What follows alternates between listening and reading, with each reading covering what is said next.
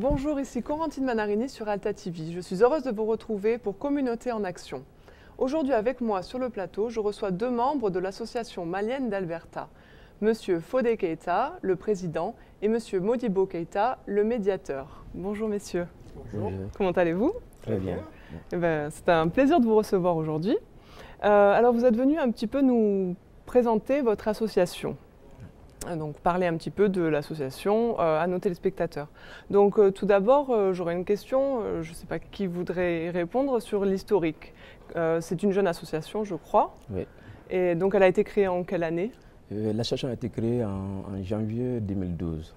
D'accord. Exactement le 28 janvier 2012. Oui, donc c'est vraiment une jeune association. Oui. Et comment vous est venue l'idée de créer cette association? Ok. En 2012, janvier 2012, une quinzaine de Maliens se sont réunis pour essayer de se rassembler et puis créer une association malienne d'Alberta.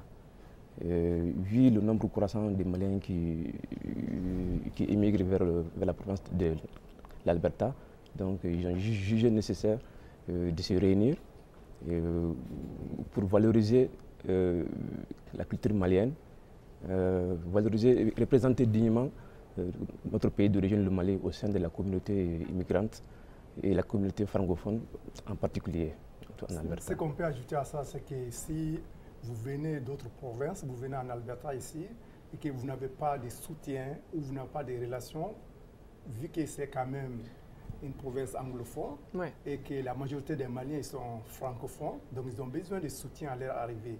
Donc l'idée de cette association, c'est vraiment d'apporter un soutien à tous les Maliens qui arrivent à la ville ici ou dans d'autres villes d'Alberta, pour que quand ils viennent, ils ne se sentent pas seuls. Oui, c'est important. L'union fait la force, quand on s'unit, on peut s'entraider et puis on peut trouver des problèmes, résoudre les problèmes des nouveaux arrivants.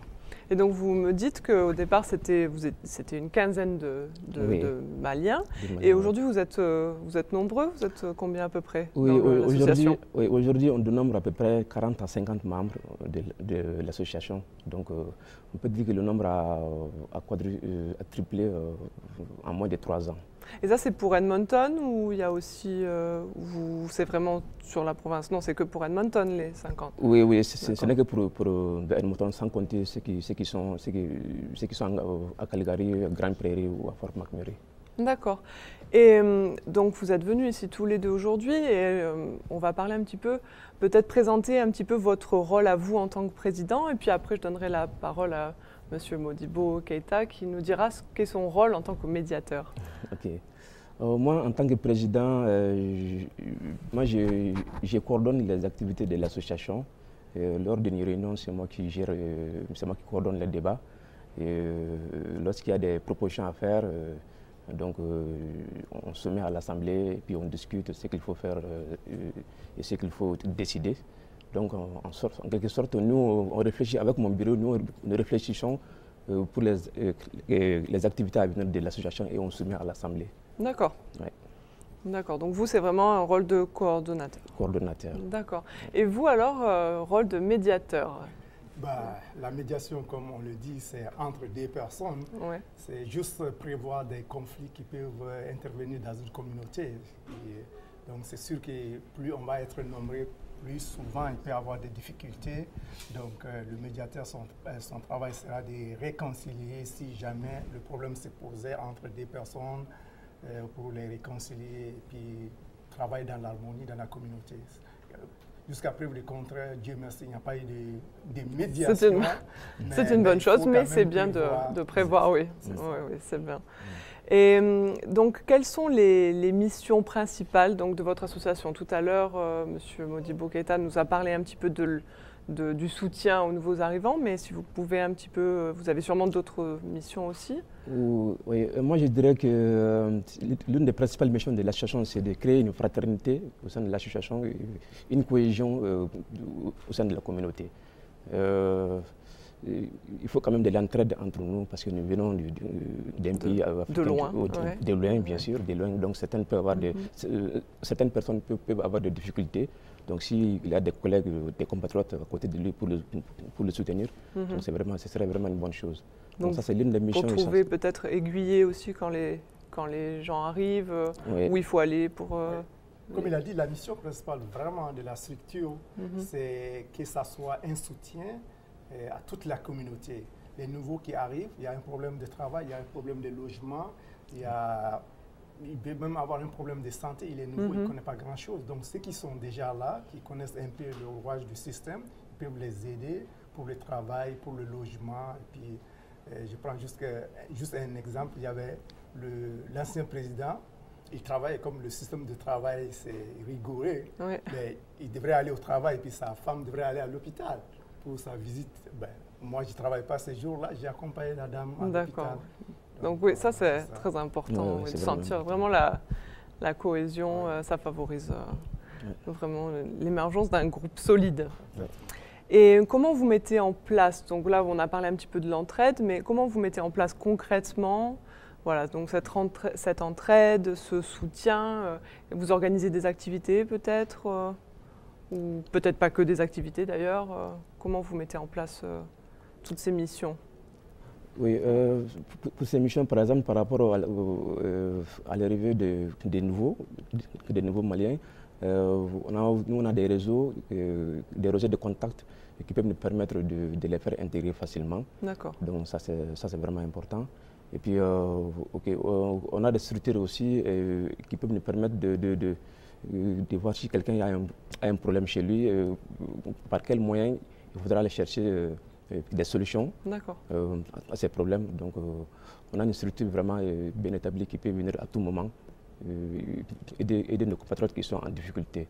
D'accord, donc on peut vous appeler, enfin vous, ou si vous avez des membres du bureau qui sont peut-être répartis suivant les fonctions, je ne sais pas. Oui, il y a ça, mais régulièrement aussi on s'est réunis, donc ces réunions, exemple, juste le samedi passé, si je me trompe pas, il y avait une réunion, donc c'est l'occasion pour les nouveaux arrivants de faire connaissance avec les anciens, de discuter un peu avec eux, c'est quoi, comment les choses se passent, quels sont les problèmes de travail, les informations. Donc, ces rencontres périodiques au niveau de la communauté, ça permet de passer l'information, en même temps d'accueillir aussi les nouveaux arrivants, de les introduire davantage dans la structure. Et vous faites ça souvent, ces réunions, justement? Oui, les réunions, on les fait chaque 2 mois, donc c'est bimestriel. Et la façon dont ça se passe, on fait les réunions dans les familles.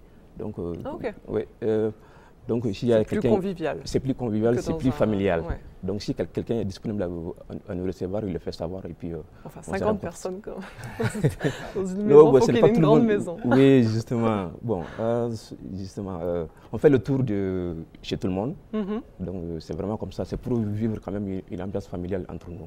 D'accord. Très bien. Et donc là, au niveau de... Donc, on a parlé des réunions familiales, on peut dire.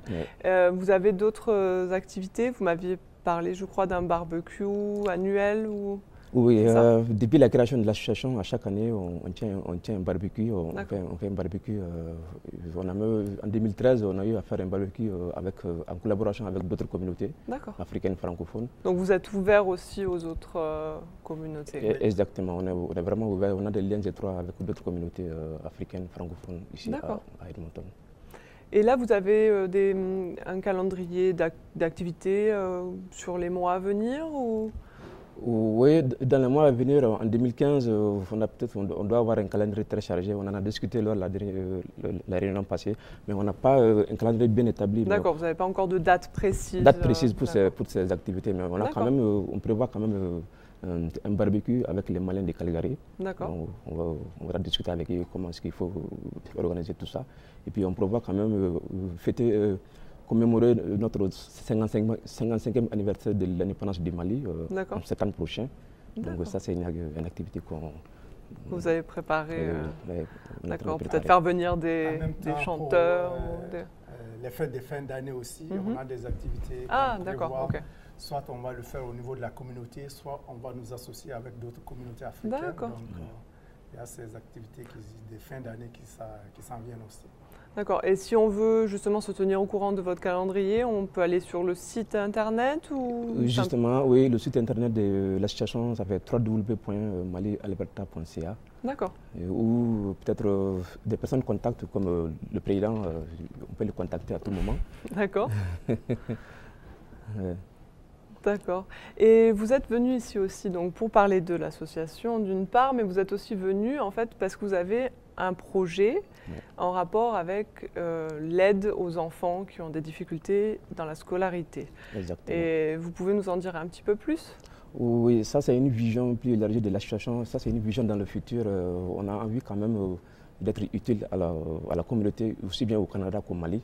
Donc on cherche des partenaires, des ONG ou pouvoir public avec qui on pourrait travailler pour venir en aide aux enfants déscolarisés qui ont des difficultés à rentrer dans la vie scolaire. D'accord.